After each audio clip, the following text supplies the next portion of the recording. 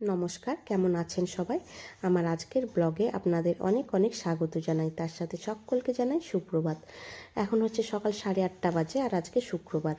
আজকে আমার একটা বিশেষ গুরুত্বপূর্ণ কাজ আছে, সেটা হচ্ছে আমার মায়ের আজকে চোখ অপারেশন আছে। আমাদের গঙ্গারামপুরে সুস্পর্শ নার্সিংহোমে আমার মায়ের চোখ অপারেশন আছে বিকেল 4:30টার সময়। সেই কারণে খুব তাড়ায় আছি আজকে। খুব চটপট করে আমার সমস্ত কাজ বা রান্নাবান্না সেগুলো সারার চেষ্টা করছি, কারণ হচ্ছে সেখানে আমাকে যেতে হবে। সেই জন্য খুব তাড়াতে আছি আর সাথে টেনশনেও আছি। আমি যখন রুটি ভাজি, এই খেপি তখন একটা রুটির ডো নিয়ে চলে এসেছে। এই যে দেখুন, এই খেপি একটা রুটির ডো নিয়ে এসে সেই এখন রুটিটাকে কি করছিস তুই? খেলছিস? কি করবে তুমি ওইটা দিয়ে? কি করবে মা? রুটি বানাবো। রুটি বানাবে? আর আমার যে একটা রুটি কম হলো, একটা রুটি যে আমি কম বানাতে পারলাম। রোজ তাই করে জানেন তো। আমি রুটি আটা টাটা সব মেখে নেব, তার মাঝখান থেকে একটা ডো রোজ জেদ করে নিয়ে এসে সেটাকে রুটি বানাই, পরোটা বানাই, তারপরে কি বানাই, আর অনেক কিছু বানাই, যাই হোক। আর এই যে হ্যাঁ পিৎজা, এই যে কুট্টু বসে আছে এখানে, কুট্টুকে খেতে দিয়ে দিয়েছি। পিৎজা বানাচ্ছি। তুমি পিৎজা বানাচ্ছো?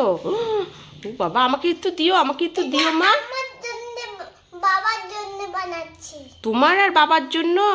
আমার জন্য না, বাবার জন্য। আমাকে একটু দিও, মাকেও তো দিতে হবে না? আমি সবাইকে ভালোবাসি। ওলে বাবালে, কুট্টুকে খেতে দিয়ে দিয়েছি। কঙ্কাল। কঙ্কাল পিৎজা? হ্যাঁ। ভয় পেয়ে যাবে তো সবাই। পাবে না, এটা শুধু নকল পিৎজা। নকল পিৎজা? হ্যাঁ সেটাও জানো তুমি? হ্যাঁ, ওরে আমি বাবালে। বাড়িতেই বানাতে পারি। আচ্ছা ঠিক আছে, আজকে কুহুর স্কুল ছুটি শিবরাত্রির জন্য। আজকে তো পুজো। কালকে পুজো হবে আমাদের মন্দিরে, কালকে পুজো হবে। আমরা কালকে পুজো করব। কাল কালকে তুমি শিব ঠাকুরের মাথায় জল ঢালবে। কালকে থেকে পিৎজা বানাবো। ওরে বাবারে। তোমার জন্য, বাবার জন্য, দাদা ভাই জন্য, ঠাম্মার জন্য। ঠিক আছে। এটা হচ্ছে কুট্টুর বাবার খাবার। দুটো রুটি দিয়েছি, একটুখানি সিমাই করেছিলাম সেই সিমাই দিয়েছি, আর 1 গ্লাস দিয়েছি ফলের জুস, আর একটু সবজি দিয়েছি। কুট্টু তার নিজের কাজ করছে। কি কাজ করছে কুট্টু? কি কাজ করছে? কুট্টুর পুরনো ক্লাসের বইগুলো এক জায়গায় গোছাচ্ছে, গুছিয়ে বুক সেলফটা ফাঁকা করছে, করে হচ্ছে নতুন বই আসবে সেগুলো আবার গোছাবে। মা ডিজাইন করেছিল, সবথেকে সুন্দর। এটা মা ডিজাইন করেছিল। এই যে সমস্ত বইগুলো, ক্লাস 3 সমস্ত বইগুলো এখানে রেখেছে, রেখে গুছিয়ে গুছিয়ে রাখছে এখানে। ভালো কাজ, বড় হয়ে গেছে কুট্টু, তাই না বাবা? এর আগের বারও আমি করে দিয়েছিলাম, কিন্তু এবারটা কুট্টু নিজেই করছে, বলে আমি নিজেই পারবো মা। হ্যাঁ, এই যে চলে এসছে আরেকজন দুষ্টুমি করতে।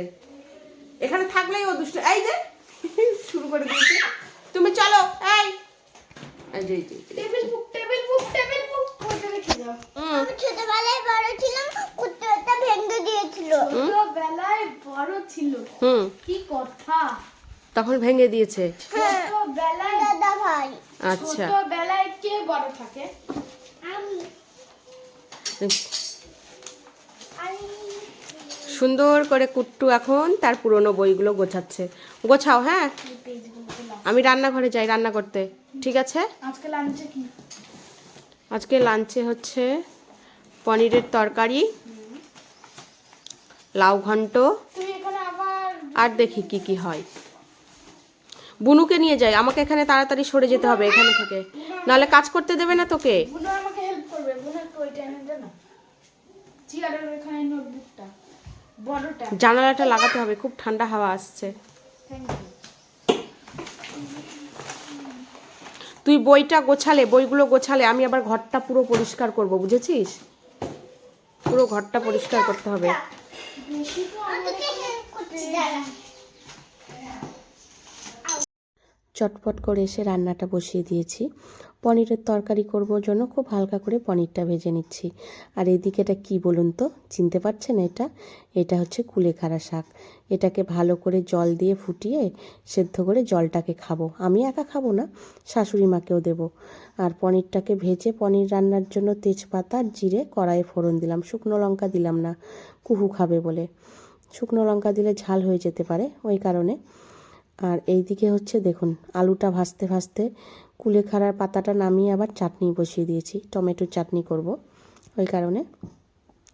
আর খুব তাড়াতাড়ি আজকে কাজ টাজ করছি।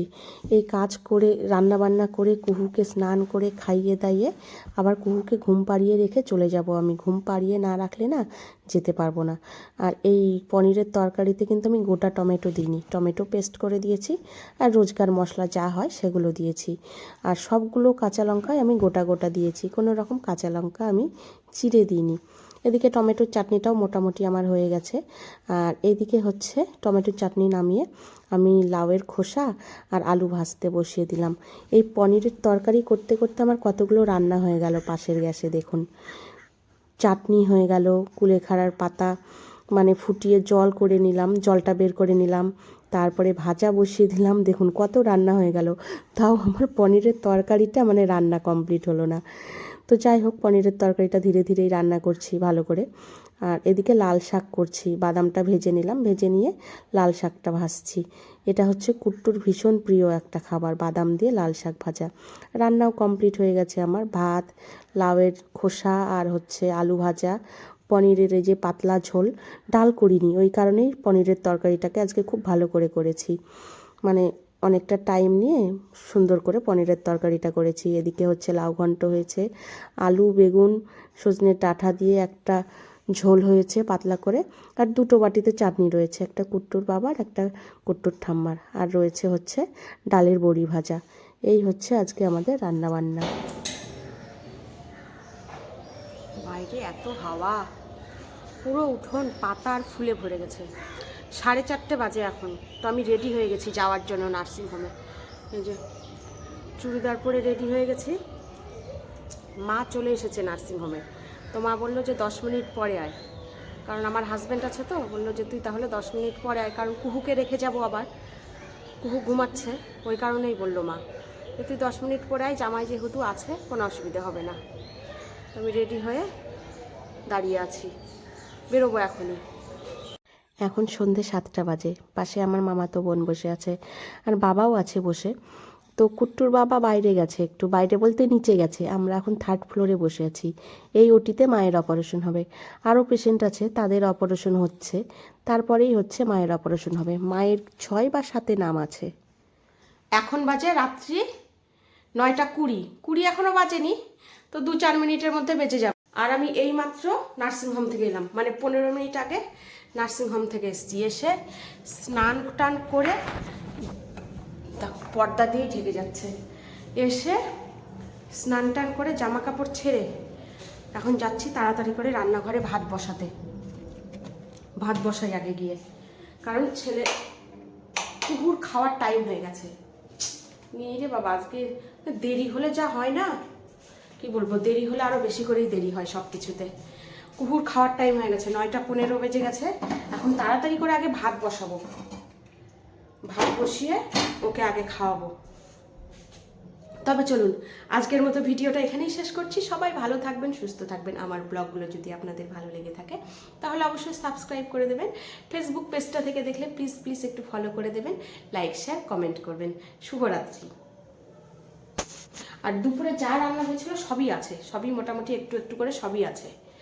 সেই জন্য আর ভাত ছাড়া আর কিছুই করবো না এই রাত্রিবেলাতে।